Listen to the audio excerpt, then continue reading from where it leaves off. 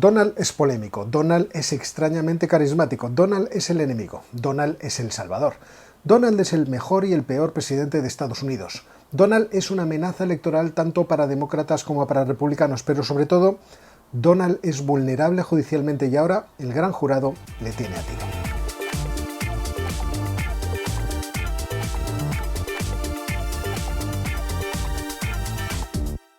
Lo que no consiguieron dos procedimientos de destitución, podrá conseguirlo un procedimiento judicial que va a alborotar la Gran Manzana, todo el estado de Nueva York, todo Estados Unidos al completo, y que tendrá entretenidas a las audiencias de televisión de todo el mundo. Por primera vez, un expresidente de los Estados Unidos es acusado por un gran jurado. Y no sorprende, aunque ya lo conocíamos, que la razón mezcle dinero, pornografía, falsificación de documentos, pugnas políticas e implicaciones incluso geopolíticas.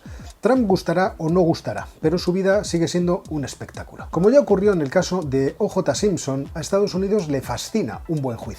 No es raro que tanto los médicos como los abogados tengan que cursar previamente a la obtención de su grado 3 o 4 años de estudios universitarios distintos, que les aporten la suficiente madurez. Los abogados y los médicos necesitan una licencia especial para ejercer y son una pieza esencial del espectáculo público y del mecanismo social de los Estados Unidos. Pero este caso es que lo tiene todo. Un expresidente, podríamos decir que el expresidente, unos pagos turbios y sobre todo una actriz porno.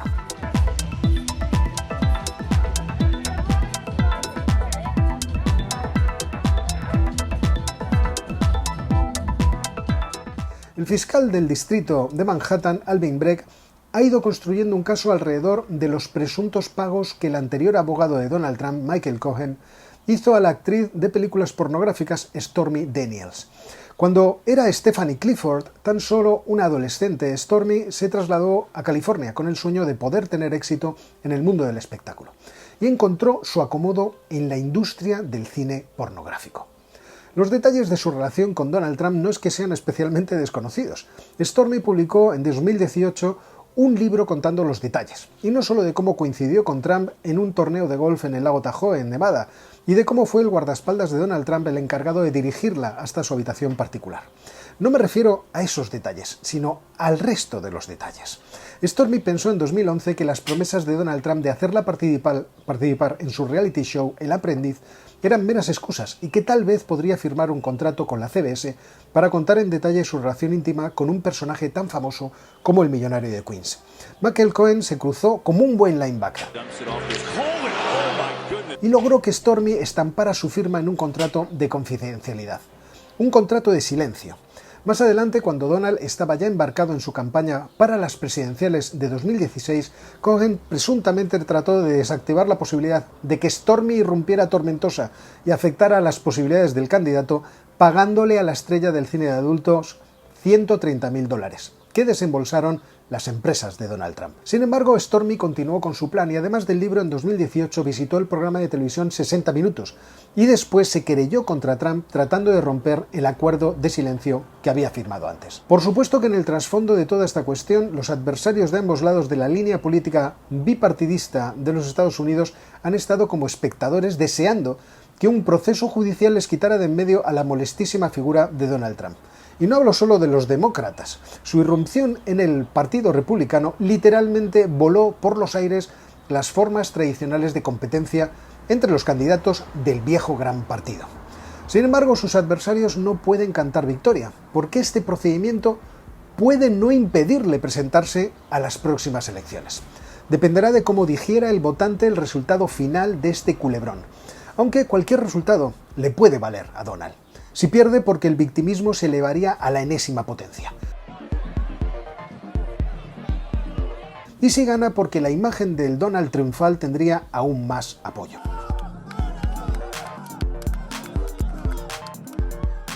Claro que previamente sus adversarios gastaron 2 balas de plata en acabar con Donald, pero fracasaron.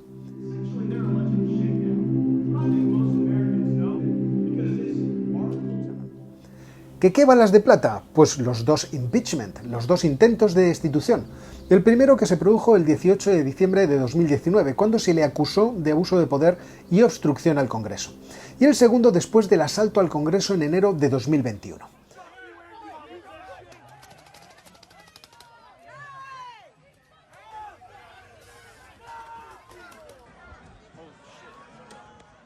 Visto en perspectiva, la primera bala de plata tenía mucha chicha geopolítica.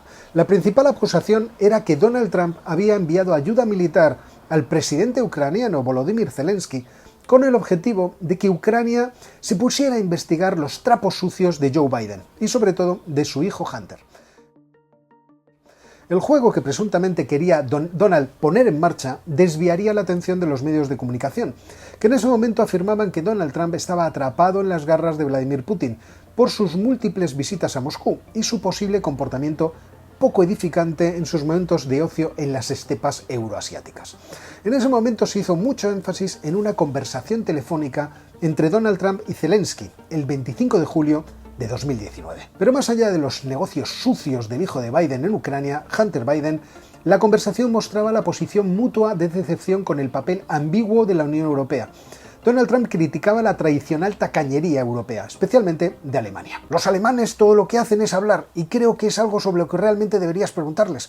Cuando hablé con Angela Merkel, ella habla de Ucrania, pero no hace nada. Sí, tienes toda la razón, no solo al 100%, sino al 1000%. Y puedo decirte lo siguiente, hablé con Angela Merkel, me reuní con ella, también me reuní, hablé con Macron, y les dije que no están haciendo todo lo que deberían en relación con las sanciones, no están aplicándolas. Teniendo en cuenta su bagaje común en el mundo del espectáculo y la forma espectacular e inesperada con la que ambos se hicieron con el poder, Zelensky y Trump estaban destinados a entenderse. Personas que tenían mucho en común.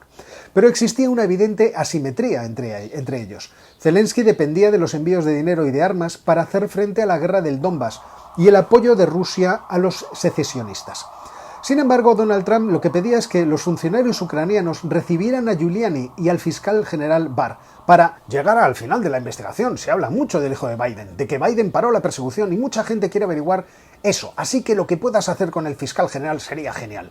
Biden fue por ahí presumiendo de que detuvo la acusación, así que si puedes investigarlo, vendría bien. A mí todo esto me parece horrible. A finales de ese mismo 2019, los demócratas, atentos a la conexión Trump-Ucrania, se fijaron en 250 millones de dólares de ayuda militar destinadas a ese país y cuya entrega la administración Trump estaba retrasando. ¿Era porque Trump tenía dudas sobre el apoyo a Ucrania? ¿Era por aquel proputinismo del que se le acusaba? No lo parece, porque recordemos que a principios de 2017 su administración recién inaugurada aprobó el envío de armas letales a Ucrania, una decisión que, por ejemplo, la administración de Barack Obama no se había atrevido a tomar en su momento. Por supuesto que inmediatamente se puso en relación el retraso en desembolsar esos fondos con una intención de coaccionar al gobierno de Kiev para que investigara precisamente al hijo de Joe Biden. E incluso se demostró que aquel retraso lo provocó Trump ilegalmente. Por lo tanto, interés de Trump en el tema había, y muy grande, pero el presidente también mantenía una política exterior típicamente estadounidense, o imperialmente estadounidense si os gusta más. Y es que si nos centramos en el aspecto exclusivamente geopolítico de todo este embrollo, este sería otro ejemplo de las contradicciones de Donald, que a pesar de que llegó a su mandato afirmando que iba a quitar el óxido de la política exterior de los Estados Unidos y romper el consenso bipartidista sobre el papel de Estados Unidos en el mundo, una vez elegido, siguió manteniendo los compromisos tradicionales de su país, incluidos muchos que había criticado durante la campaña electoral. Os hablé de ello en un vídeo reciente, cuando veíamos qué tipo de personas nombró para los puestos esenciales de la política exterior de Estados Unidos en su primer mandato, intentando conformar una administración de funcionarios con iniciativa, lo que por allí se llama una administración empresarial. Y cómo en ese primer mandato hubo política tradicional, aunque esto fuera cambiando principalmente por el personalismo de un presidente como Donald, que no podía permanecer al margen de las grandes decisiones. Es cierto que en sus discursos Donald utilizó siempre el concepto de America First y se inclinó por fomentar el nacionalismo de los Estados Unidos. El propio interés del país, el interés propio, sería la guía fundamental de su actuación. De ahí el primer signo importante que nos dio, la salida del Acuerdo Transpacífico, a la que rápidamente seguirían la renuncia al Acuerdo de París del Cambio Climático y el Tratado de Fuerzas Nucleares Intermedias. Tampoco se quedó ahí Donald, porque inmediatamente trasladó la embajada en Israel a Jerusalén y comenzó su guerra comercial contra medio mundo, una guerra comercial que los otros presidentes deseaban y nunca pusieron en marcha, no solo contra China, sino también contra la Unión Europea y Canadá. Estas tarjetas de presentación le valieron la crítica unánime de los grandes medios de comunicación, entre comillas liberales o directamente socialdemócratas, The Economist, The New York Times, Le Monde o Financial Times. Todos ellos saltaron de sus asientos viendo confirmadas sus más pesimistas expectativas con la administración de Donald Trump. Los más críticos de entre los tradicionales aliados estuvieron principalmente en Alemania. El ministro de Asuntos Exteriores, Sigmar Gabriel, a finales de 2017, cuando Donald ya estaba cumpliendo el primer año de su mandato, veía en la política de Donald Trump la transformación del orden global y unos Estados Unidos que se inclinaban hacia un mayor egoísmo. Su sucesor, Heiko Maas, llegó a decir que aquella actitud desestabilizaba el mundo de la misma manera que lo hacían el expansionismo chino y el desprecio ruso por el derecho internacional. Todo el mundo parecía olvidar que el apoyo a Japón y a Corea del Sur permanecía exactamente igual, que bajo su mandato las relaciones con el rey de Arabia Saudita fueron infinitamente mejores que las que actualmente tiene la administración de Joe Biden, que ya destruyó sus posibilidades de entendimiento con el reino saudí con sus críticas en el debate presidencial de 2016 hacia Mohammed bin Salman. Ya sabéis, la muerte y el descuartizamiento del periodista del New York Times Khashoggi en el consulado saudí de Estambul eran objetivamente una cosa horrible. Pero es que Trump apoyó a los saudíes en la guerra de Yemen y ni se le pasó por la cabeza indisponerse con uno de los proveedores fundamentales de petróleo del mundo y uno de los que más armas les compraban. Más polémicas, pero hacia el interior de la administración de Estados Unidos, fueron sus decisiones en diciembre de 2018 de reducir el número de tropas en Afganistán y sobre todo de reducir el apoyo a las operaciones que contra el Estado Islámico estaba desarrollando el ejército de Estados Unidos en Siria. Sin embargo, es cierto que algo caracterizaba toda aquella política exterior, que la propia personalidad de Trump le llevaba a romper con los statu quo que estaban ya organizados en el mundo y que parecían situaciones destinadas a no cambiar nunca. De ahí su reconocimiento, por ejemplo, de la soberanía marroquí sobre el Sahara Occidental. Trump no tenía tiempo que perder y necesitaba imperiosamente los golpes de efecto, pero esto es parte de su personalidad. Romper tabúes es algo que Trump vende y que está claramente inscrito en su ADN. It is indeed time to drain the swamp in Washington, D.C.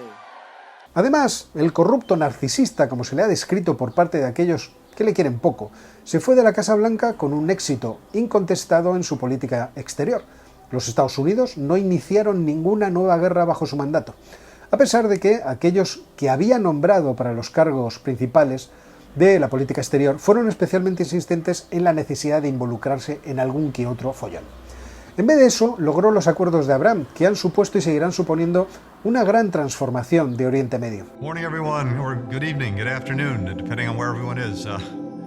A pesar de la vuelta a la diplomacia entre Arabia Saudita e Irán. Que las monarquías suníes del Golfo estén dispuestas a cooperar con Israel en proyectos económicos, como la extracción de gas natural de las bolsas que hay en el Mediterráneo Oriental, es un hito de enorme importancia muy difícil de minusvalorar. Quizá la mayor crítica que se le puede hacer en el ámbito internacional, que es a lo que me estoy refiriendo, en el ámbito internacional, es no haber aprovechado completamente las rupturas de alguno de los status quo que sin duda consiguió. Es cierto que en lo que respecta al desacople con China, el éxito no ha sido total, pero la administración de Biden sigue en el camino al enfrentamiento contra China, y esto lo harán también el resto de las administraciones.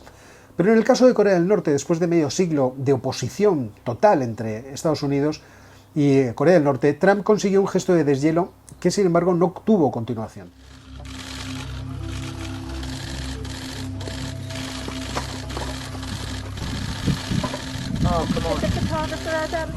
Pasar la línea que delimita a Corea del Norte y Corea del Sur acompañado de Kim Jong-un hubiera merecido una mejor continuación. Todo esto hace que el caso de Stormy Daniels sea una grandiosa oportunidad que Donald está destinado a aprovechar y que creo que le va a beneficiar electoralmente. Pero no hemos de olvidar que existen otros procesos judiciales más peligrosos para su carrera electoral que este. Un fiscal del estado de Georgia está investigando los supuestos esfuerzos de Trump para anular su derrota en las elecciones de 2020 en ese estado. Pero el más peligroso es el abierto por el asalto al Capitolio en enero de 2021. Un comité especial de la Cámara de Representantes investiga el asalto mortal y quiere obtener del Departamento de Justicia la acusación de corrupción, de conspiración para defraudar a Estados Unidos, de conspiración para hacer una declaración falsa y de incitación a la insurrección contra Donald Trump. Yo he de reconocer que tengo poca simpatía por el personaje, me parece muy poco edificante. Demasiadas sombras en su pasado empresarial, demasiadas conexiones turbias, un comportamiento moral mejorable, pero es cierto que fue menos fiero de lo que se nos pintaba.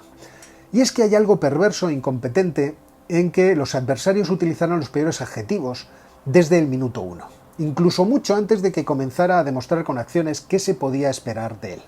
Eso hicieron los medios de comunicación, echarse en tromba contra Donald Trump, lo que no hizo más que beneficiarle. Cada acción en la buena dirección que hacía Trump ya no podía ser criticada con un epíteto peor, ni siquiera las que iniciaba en la mala dirección. Y es que le venían atacando desde el día -10 de que entrara en la Casa Blanca. Ahora los estadounidenses se han despertado y Donald sigue ahí, agazapado tras las enormes críticas, atacando a los competidores de su propio bando y esperando que el Partido Demócrata no encuentre mejor candidato que el anciano Joe Biden para las elecciones de 2024. Y hasta aquí el vídeo de hoy, y espero que os haya gustado. Si es así, os sugiero que suscribáis, activéis las notificaciones, le deis al botón de like y os unáis al canal como miembro. Y nos vemos muy pronto.